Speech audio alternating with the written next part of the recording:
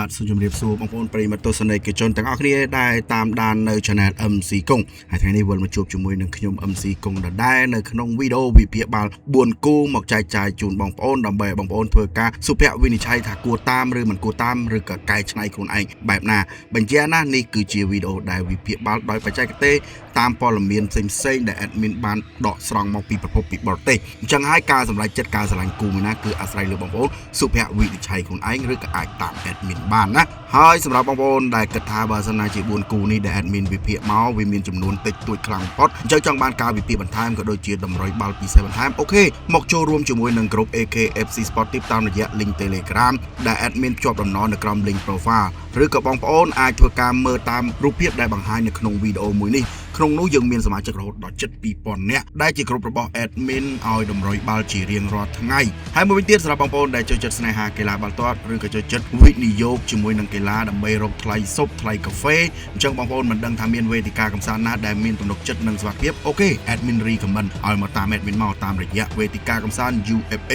គឺជាវេទិកាកម្សាន្តដ៏ធំជាងគេនៅអាស៊ីរកការដកប្រាក់មានភាពរហ័សមានភាពងាយស្រួលនិងមានទំនុកចិត្តខ្ពស់ហើយយើងមានសេវាកម្មល្អ24ម៉ោងលើ24ម៉ោងបងប្អូនអាចកម្សាន្តដោយសុវត្ថិភាពមិនបាច់ភ័យព្រួយអ្វីទាំងអស់បន្ថែមពីនេះទៀត UFA ក៏មាន promotion ផ្សេងៗជាច្រើនមិនថា promotion ទទួលបានអាវកីឡាបាល់ទាត់ឈុត Grade A ពីខាងវេទិកាកម្សាន្តភ្លាមហើយនៅមាន promotion ប្រាក់បង្វិលប្រចាំសប្តាហ៍ promotion ផ្សេងៗនិយាយចំមកច្រើនហ្មងអញ្ចឹងបងប្អូនចង់ដឹងព័ត៌មានបន្ថែមអូខេអាច join ក្រុមសិនហើយឆាតមកសួរ admin បានណាតោះឥឡូវកុំឲ្យខាតពេលវេលាសម្រាប់4គូដែល admin ជ្រើសរើសយកមកវិភាគក្នុងវីដេអូមួយនេះនៅ Premier League ទាំង4គូនៅក្នុងនោះគូទី1 Manchester City ដែលជាគូឯកត្រូវជួបជាមួយនឹង FC Fulham គូទី2 Aston Villa ជួបជាមួយនឹង Brighton and Hove Albion ចំណែកឯគូទី3 Crystal Palace ជួបជាមួយនឹង AFC Burnley ហើយគូបិទគូវិញគឺឆ្មាខ្មៅ Sunderland ត្រូវបើកីឡដ្ឋានស្វាគមន៍ក្រុមភ្ញៀវហង្សក្រហម Liverpool សម្រាប់ទាំង4គូនៅ Premier League យប់នេះគឺទាត់រៀងយប់ជ្រៅតិចណាតោះឥឡូវកុំឲ្យខាតពេលវេលាណាសម្រាប់បងប្អូនដែលត្រៀមព្រមហើយមកទស្សនាវីដេអូនេះជាមួយ admin ដល់ចប់ការវិភាគបាល់គូទី1រវាងក្លឹប MQ Manchester City និងត្រូវជួបជាមួយនឹង FC Fulham សម្រាប់គូមួយនេះ Manchester City គឺជាអ្នកបើកការវិនិយោគរហូតដល់ 1.5 យើងងាកមកមើលតារាងពិន្ទុសម្រាប់ក្រុមទាំងពីរនៅក្រុមចាប់តែ Manchester City បច្ចុប្បន្នកំពុងនៅលេខរៀងទី2ឆ្លងកាត់25ប្រកួតមាន50ពិន្ទុក្នុងនោះឈ្នះ15ស្មើ5និងចាញ់5ដងសុទ្ធបញ្ចូលទីបាន51ដងនិងរបូតក្បាល24គ្រាប់ចំណែកក្រុមភ្ញៀវ FC Fulhamបច្ចុប្បន្ននៅពាក់កណ្ដាលតារាងលេខរៀងទី10ឆ្លងកាត់25ប្រកួតមាន34ពិន្ទុក្នុងនោះឈ្នះ10ស្មើ4និងចាញ់11ដងសុទ្ធបញ្ចូលទីគូសត្រូវបាន35គ្រាប់និងរបូតក្បាលវិញចំនួន37គ្រាប់ងាកមកមើលសមិទ្ធផល5ប្រកួតចុងក្រោយសម្រាប់ក្រុមទាំងពីរ Manchester City មិនទាន់ស្គាល់ពាក្យថាចាញ់ទេនៅក្នុង5ប្រកួតដោយក្នុងនោះឈ្នះ4និងស្មើ1មានឈ្នះជាមួយនឹង Wolverhampton នៅ Premier League 2-0 បន្តឈ្នះ Galatasaray នៅ Champions League 2-0 ហើយក៏ស្មើជាមួយនឹង Mon Climate Tottenham Hotspur 2-2ហើយការប្រកួតនៅ EFL Cup ក៏យកឈ្នះលើ Saracapra Newcastle United នៅក្នុងលទ្ធផល3-1ចំណែកការប្រកួតចុងក្រោយក៏ធ្វើបានល្អមែនដោយឈ្នះក្រុមខ្លាំងហង្សក្រហម Liverpool ដល់ទឹកដី Anfield 2-1ដូច្នេះរៀងក្រៅណា5ប្រកួតចុងក្រោយរបស់ Manchester City ងាកមកមើលខាងក្រុមភ្ញៀវវិញសមិទ្ធផល5ប្រកួតចុងក្រោយនេះមានឈ្នះមិនចាញ់ក៏ប៉ុន្តែចាញ់ច្រើនជាងឈ្នះក្រុមនោះឈ្នះ2និងចាញ់3មានឈ្នះជាមួយនឹង Middlesbrough នៅ FA Cup 3-1ហើយក៏ចាញ់ជាមួយនឹង Leeds United 0-1បន្ទាប់មកក៏យកឈ្នះ Brighton and Hove Albion នៅ Premier League 2-1ចំណែកពីប្រកួតចុងក្រោយមានចាញ់ Manchester United 2-3ហើយនៅប្រកួតចុងក្រោយបន្តចាញ់ Everton នៅក្នុងទឹកដីខ្លួនឯង1-2ចឹងហើយសម្រាប់5ប្រកួតចុងក្រោយដូចរៀងចាញ់ព្រៀបក្រុមចាប់ផ្ទះណាដោយសារក្រុមចាប់ផ្ទះគេធ្វើបានល្អខ្លាំងជាងងាកមកមើលប្រវត្តិនៃការជួបគ្នា15ដងចុងក្រោយអើយសុំខ្លាចហើយ Manchester City ធ្វើបានល្អមែនទែនដែលអាចឈ្នះទាំង15ប្រកួតទួនហ្មងហើយចំណែក5ប្រកួតថ្មីនេះក៏ឈ្នះទាំង5ប្រកួតដែរការប្រកួតចុងក្រោយការប្រជែងទី1ក្នុងទឹកដី Fulham គឺ Manchester City អាចយកឈ្នះដោយលទ្ធផល5-4ដូច្នេះល្អណាស់មិនថាក្នុងលេខ5ប្រកួតឬក៏ប្រវត្តិនៃការជួបគ្នា Manchester City ធ្វើបានល្អជានិច្ចឥឡូវយើងងាកមកមើលការត្រៀមព្រមសម្រាប់ក្រុមទាំងពីរសម្រាប់ក្រុមចាប់ផ្ទះយប់នេះនឹងអវត្តមានកីឡាករ Aboukodia Kusanov, Savinho, John Stone, Josko Gvardiol, Mario Kovacic ជាមួយនឹង Jeremy Doku ដែលមានបញ្ហារបួសនៅខណៈដែលក្រុមភ្ញៀវអវត្តមានកីឡាករ2រូបដោយសារបញ្ហារបួសគឺកីឡាករ Zaza Lukic ជាមួយនឹងកីឡាករ Tom Kenny អញ្ចឹងហើយបញ្ហារបួសដូចរៀងធំក្បាលបន្តិចសម្រាប់ក្រុមម្ចាស់ផ្ទះនៅយប់នេះយើងមកមើល line up ដែលគិតថានឹងមានវត្តមាននៅក្នុងការប្រកួតមួយនេះក្រុម Manchester City ក្រោមការដឹកនាំរបស់លោក Pep Guardiola រៀបចំក្នុងប្រព័ន្ធ 4-3-3 មានអ្នកចាំទីសញ្ជាតិអ៊ីតាលី Donnarumma ខ្សែការពារ4រូបមាន Nico Orelli មាន Marc Guehi មាន Ruben Dias ជាមួយនឹង Mario Nunes ចំណែកតំបន់កណ្ដាល3រូបមាន Tijani Reiner មាន Rodri ជាមួយនឹង Bernardo Silva សម្រាប់តំបន់ប្រយុទ្ធប្រើប្រាស់កីឡាករ Ryan Cherki អង់តូន Semenyo ជាមួយនឹងខ្សែប្រយុទ្ធសញ្ជាតិ Norway គឺ Erling Braut Haaland ในขณะได้กรมเพียวกรองการดักนอมระบอบลงมาโกซิวารีบจำขนมประปอนบวนปีใบมวยเมียนในจันทีเบอร์เลโนสายกาเปียเมียนเตเต้เมียนอันเดอร์สันเมียนซูแอนคาจมวยหนึ่งโรบินสันให้ดับบอลเดมีกระด้ามปราบราคลากออาเล็กเอวอวีจับได้กูจมวยหนึ่งซันเดอร์เบอร์เกให้ดับบอลพิจารเมียนเวลซันเมียนเอเมสมิธโรเมียนชูกูเอเซนักสายพิจารสัญชาติเม็กซิโกคือราอูคิมินเน่สำหรับกรมจำปีใบเยิงมาเมินในการประกวดจำไรโดยตัวสกอตกรมจำเตี้ยคือละออกคลังเมนเต้นโดยมันต้นตัวสกอตทำปราชัยจมูกกรมนาเต้ให้อันมาประกาศสมาได้นะในขณะได้กรมพิวไว้เยียงมันอักระเป๊กก็ปันใต้ก็มันเชียร์ละออได้ตำรงเลงปราบกวดใจระหดดอกใบหนึ่งชนะใบประกวดให้บังเงียบมาเมื่อประวัติในการจูบเนี่ยไว้บังใหญ่เต้โอ้จูบไปนาคือใจไปนึงโดยชนะหนึ่งเตรียมจะได้สำหรับการประกวดยุคนี้ให้สำหรับการวิ่งโยกไว้มาจากเตะแมนเชสเตอร์ซิตี้คือชนะบาการวิ่งโยกพวกกับแมนก็ปันใต้การประกวดนี้คือจำใบหน้าสำหรับกรมจับเตี้ยโปรไอบาสนาจากการประกวดมือนี้แมนเชสเตอร์ซิตี้จังเลยกับสมาร์นู่นหนึ่งทัวร์เอากำเลียดบรรทุกในโครงการบรรดาเปลี่ยนเปลี่ยนเลยจากอาร์เซนอลหนึ่งกันแต่ขายเติร์โดยเฉพาะจ้องมันจ้องอยู่นี้โลกเป๊ปการ์เดล่าหนึ่งทัวร์ไว้กลุ่มแบบอย่างดำใบเอาการประกวดนี้ฉบับลอดห้าใบบรรทุกมันรุ่นปีใดแมนเชสเตอร์ซิตี้เตโดยเฉพาะสำหรับกลุ่มนี้แอดมินรีกมันลงโพสไอซ์ในหาตะเลกรมจัดแต่แมนเชสเตอร์ซิตี้บ้านกระทายอย่างนี้ไอซ์ในตะเลกรมพิ้วใบตัวโซมหรือกับใบตัวมวยอะไรยังมาต่อจมวยนังแอดมินในขนมกูตีปีนพรีเมียร์ลีกได้ระเบียบอาร์สตันวิลล่าจูบจมวยนังไบรตันแอนด์โฮอาเปนในเวลียมองปี30 นาทีระเบิดอัดเรียดอย่างเงี้ยมาเมื่อตารางปรามประกวดจงกรอยระบบกรมจับเตะอาร์สตันวิลล่าไปจับบอลในเลกเรียนตีใบช่องการมาพายปรามประกวดเมียนไซส์สปรมปีบรรทุกขนมนูชินดับบูสมาปรามหนึ่งจังประมวยดองส่วนเป็นโจตีบ้าน30ประมวยครอบนังระบบกรบ้านมาพายปรามปีครอบในขณะได้กรมเฮียวไบรตันแอนด์โฮอาเปนในเลกเรียนตีดับบูสช่องการมาพายปรามประกวดเมียน30มวยบรรทุกขนมนูชินประมปีสมาดอบหนึ่งจังประมวยดองส่วนเป็นโจตีบ้าน30ครอบนังระบบกรบ้านไว้30 ใบกรอบยังมากระเล็กเมื่อตำรงปรามประกวดก็โดยเฉสมรรถพอลสำหรับกรมจับเตะยังออกกลายได้แต่ขนมชนะใบสมาบุญหนังจันบุยในขนมนุ่มมีชนะจมูกหนังเฟเนบักในยุโรปาลีกมวยตัวโซนบรรทอนยชนะเลยนิวคาสเซิลยูไนเต็ดโซนตัวหนึ่งปีให้กับยชนะเรดบูลซาเบิร์กในยุโรปาลีกใบตัวหนึ่งปีจำนายปีประกวดจำร้อยมีฐานเหียนแผลจอนติกได้ขนมนุ่มจันแบรนด์ฟอร์ดนุ่งตักได้โซนตัวหนึ่งมวยให้กับบรรทอนสมาร์จมูกใน AFC เบอร์นามาส์มวยตัวหนึ่งมวยจังเติมแต่เหียนอันในปีประกวดจำร้อยอ่ะเงียบเมื่อกรมพิวไว้บานใหญ่ได้ไบรตันแอนด์โฮอาเปียนชนะแต่มาดองไอ้กดมาปีหนึ่งจันปีดองขนมนุ่มมีชนะแมนเชสเตอร์ยูไนเต็ดในขนมเปียนรางวัล FA คัพจมตีใบปีตัวหนึ่งมวยจำนายบนประกวดจำร้อยโอมจังใหญ่ซอขนมนุ่มสมาร์จมูกใน AFC เบอร์นามาส์มวยตัวหนึ่งมวยให้กับจัง FC ฟูลแฮมมวยตัวหนึ่งปีบรรทอนสมาร์จมูกในเอเวอร์ตันนุ่งตักได้มวยตัวหนึ่งมวยจำนายการประกวดจำร้อยเลนในนุ่งตักได้คนไหนกับจังคริสซาเวเลสโซนตัวหนึ่งมวยโดยชนะปรามประกวดจำร้อยนี้อัดมีไอซูจมูกมาจับเตะตัวเป็นจับเตะอันก็เห็นกรอนบาจิวได้จำนายประวัติในการจูบเนี่ยวิ่งบานใหญ่มองดอกปรามดองอาร์เซนอลวิลล่าไอเปอร์บานโหดดอนประมวลดอง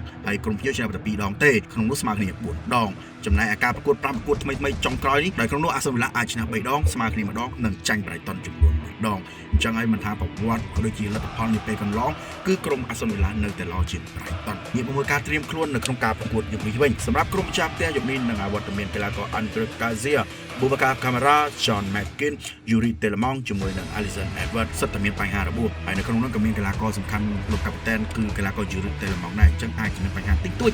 ในขณะได้กรมพิววิ่งอวัตเมียนกีฬากอรถดอปรำมวยรูปสไตล์กีฬากอได้สำคัญได้นะขนมนุ่มเมียนฟังเฮเก้เมียนอดัมเวบเซอร์เมียนมัตไวเฟอร์ให้หนึ่งอายารีจมูกในโซลิมาหนึ่งเซฟานอติซิมาหนังไอคือกีฬากอสำคัญออกต่างปรำมวยรูปนี่การกรมพิวนะจังชื่อกันมานะเงียบมาเมื่อดับบุยเนี่ยได้กระทานเมียนวัตเมียนในโครงการประกวดมือนี้สำหรับกรมจับแต่อาร์เซนอลวิลล่ากรองการดักนองบอลลงยูไนอาร์เมรีเรียบจำครองประป้อนบุญมวยเมียนจำตีเอเมลโนมาติเนสซากาเปียบุญรูปเมียนเอ็นมาร์เซนเมียนปอลโตเรเมียนเอ็นซิกอนซาหนึ่งแมจิเกสจำนายดับบอลกระด้ามเมียนบูเอนเดเมียนอามาดูโอนาน่าเมียนดักลาลุอิสจมวยหนึ่งจาดอนซันโชให้ประโยชน์ปีรูปเมียนกลากอมอร์แกนโรเชอร์จมวยหนึ่งโอลิเววัตกินในขณะได้กรมพิวกรองการดักนองบอลลูกฟาเบียนโฮเซเลอร์เรียบจำครองประป้อนปีใบมวยเมียนจำตีสิจิตโฮลังเวอร์บรูเกนซากาเปียบุญรูปปราบกลากอโจเอเวอร์แมนเลวิสดังบอสกาเกลจมวยหนึ่งคาร์ดิโอปลูให้ดมีกันนะเมียนกลากอบาลิบาจับได้กูจมวยหนึ่งกลากอปัสกาครอบในขณะได้ดับบอลประโยชน์ปราบกลากอยันกบามินเจกลากอโกเมสเอเกรุมไมตมะจมวยหนึ่งซาบิโจสิจังเลดานิเอลเวลแบกสำหรับคนทั้งปีเมื่อยังกันเล็กเมื่อปรามประกวดโดยแดนเป็นบานปรับปีดำบงจังนะคือกรมจับแต่อย่างอ่อนนักกันในแต่ละออจิงกรมเพียวได้ให้มันทางประวัติในการจูบนี้มันทางดับปรามประกวดปีกันร้องเตอร์หรือกับปรามประกวดจงกรอยอัสซันวิลาเนอร์แต่ชนะให้บุกหนึ่งการประกวดปีประกวดกันร้องมาอัสซันวิลาเพื่อมันบ้านอ๋อโดยชนะของการประกวดนี้ នេះអាសនវិឡាត្រូវការឈ្នះចាំបាច់នៅខណៈដែលក្រុមភ្ញៀវ Brighton វិញកំពុងតែរកទម្រង់លេងឈ្នះរៀងពិបាកបន្តិច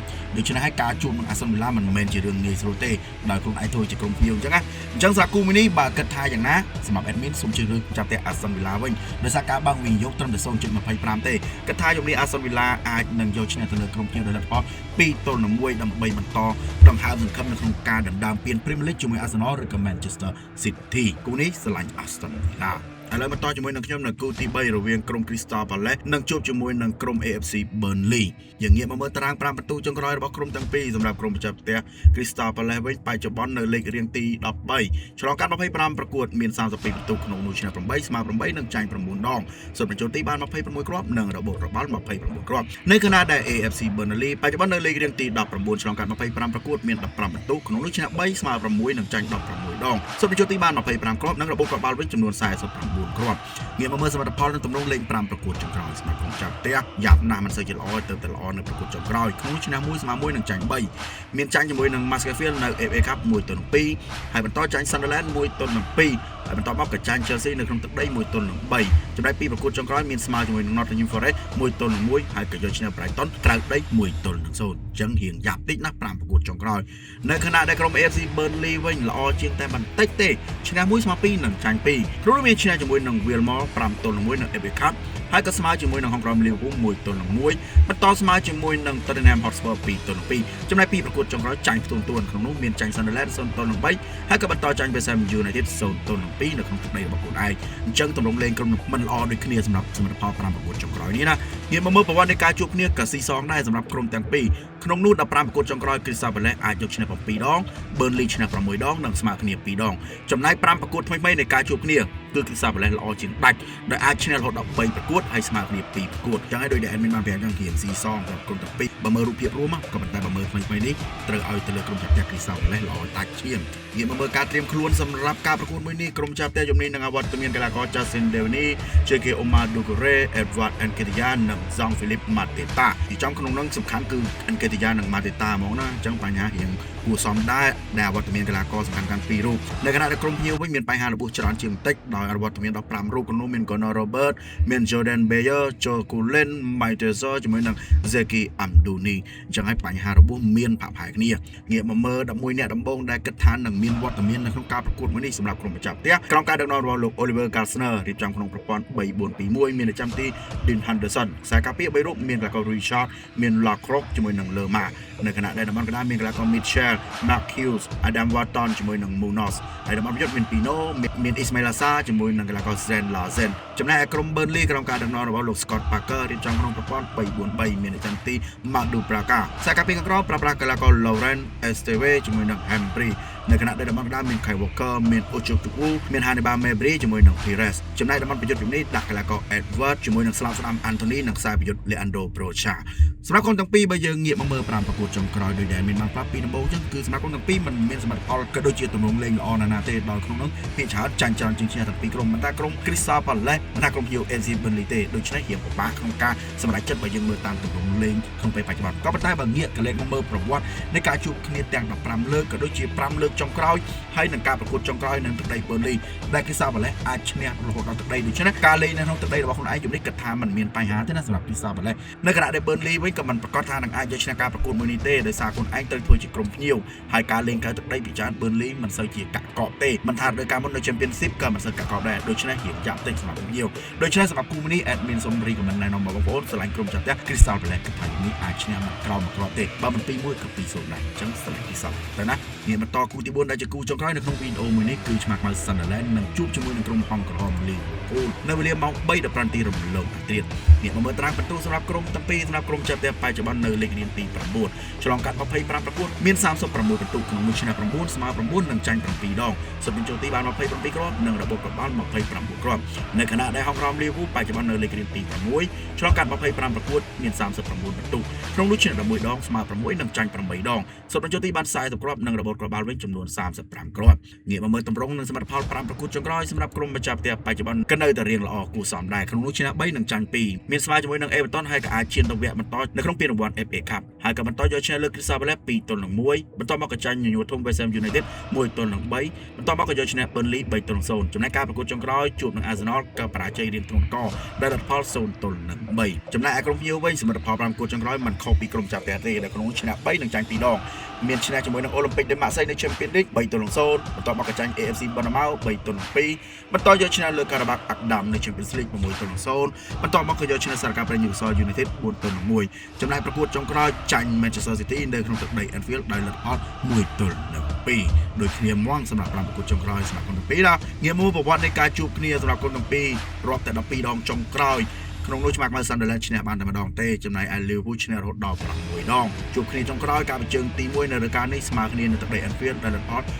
1-1ចឹងមកមើលប្រវត្តិនៃការជួបគ្នាវិញអង្គក្រហម Liverpool នៅតែល្អជាងក្រុមចាស់ផ្ទះណាងាកមកមើលការត្រៀមព្រមសម្រាប់ការប្រកួតនៅរាត្រីនេះវិញសម្រាប់ក្រុមចាស់ផ្ទះយប់នេះនឹងអវត្តមានកីឡាករ Bertrand Traoré រួមជាមួយនឹងកាប្បតេនក្រុមគឺ Granit Xhakaនៅខណៈដែលក្រុមភ្ញៀវវិញអវត្តមានកីឡាកររបួសនិងទទួលបានការខំរហូតដល់7នាក់ក្នុងនោះមាន Joseph Gomez មាន Conor Bradley, Giovanni Leone, Dominic Szoboszlai, Jeremy Frimpong, Stevan Bajcetic ជាមួយនឹង Alexander Isak យ៉ាងហើយបញ្ហារបួសសិទ្ធិកីឡាករជាពិសេសអត់មានកូដស្ដាំ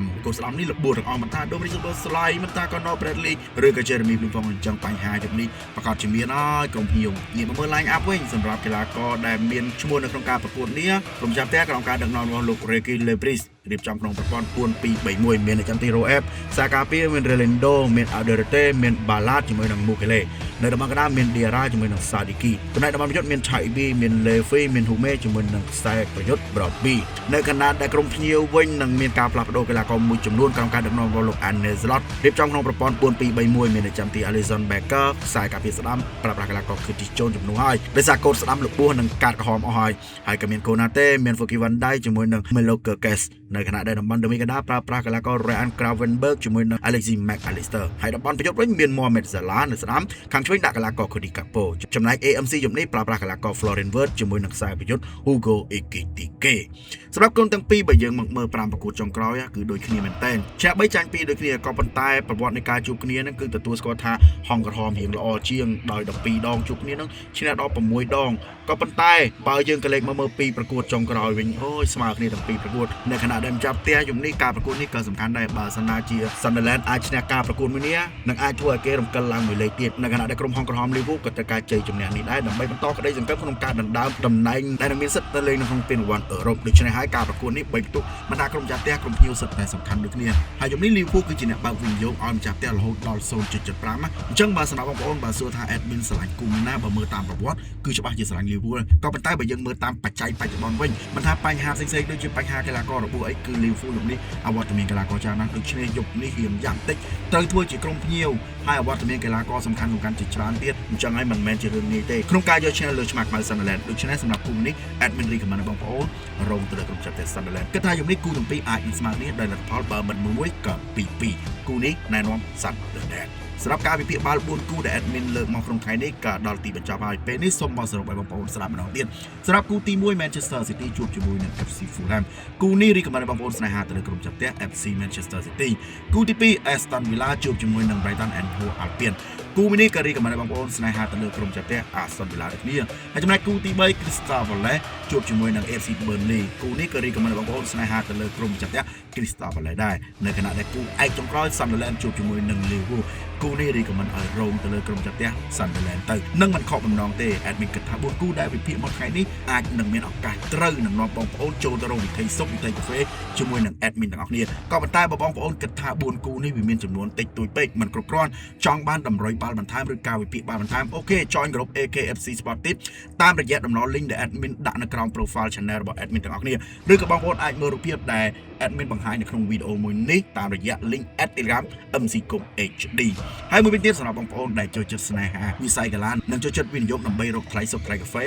បងប្អូនមិនដឹងថាមានវេទិកាកម្សាន្តណាដែលមានទំនុកចិត្តមាន promotion ច្រើន admin recommend UFA ជួយចាក់ដល់បងប្អូននឹងពេញចិត្តដោយសារតែវេទិកាកម្សាន្ត UFA ជាវេទិកាកម្សាន្តដ៏ធំជាងគេនៅអាស៊ីរកការដកប្រាក់មានភាពរហ័សមានភាពងាយស្រួលនិងមានទំនុកចិត្តខ្ពស់មានសេវាកម្មល្អ24ម៉ោងលើ24ម៉ោងហើយសម្រាប់បច្ចុប្បន្ននេះកំពុងតែមាន promotion ជាច្រើនសម្រាប់ណែនាំបងប្អូនឲ្យចូលរួមជាមួយនឹង UFA មិនថា promotion ឲ្យកីឡាអាវ grade 8ឬក៏ promotion ប្រចាំសប្តាហ៍ក៏ដូចជា promotion ប្រចាំខែផងដែរអញ្ចឹងបងប្អូនអាចធ្វើការបើកចិត្តមកចូលរួមកម្សាន្តជាមួយវេទិកាកម្សាន្ត UFA តាមរយៈខ្ញុំ MC Kong ហើយសម្រាប់វីដេអូវិភាគបាល់4គូនៅក្នុងថ្ងៃនេះក៏ជាដល់ទីបញ្ចប់ហើយជាចុងក្រោយ admin សូមកម្លាំងចិត្តពីបងប្អូនទាំងអស់គ្នាដែលគាត់ទៅធ្វើការចុច like ចុច share ចុច subscribe ក៏ដូចជាចុច notification ឲ្យ admin ម្នាក់មួយផងដើម្បីជាកម្លាំងចិត្តឲ្យខ្ញុំធ្វើវីដេអូល្អៗបែបនេះតែប៉ុណ្្នឹងកីឡាបាល់ទាត់មកចែកជូនបងប្អូនសម្រាប់ពេលនេះ admin សូមការជម្រាបជួបគ្នានៅក្នុងវីដេអូក្រោយ Bye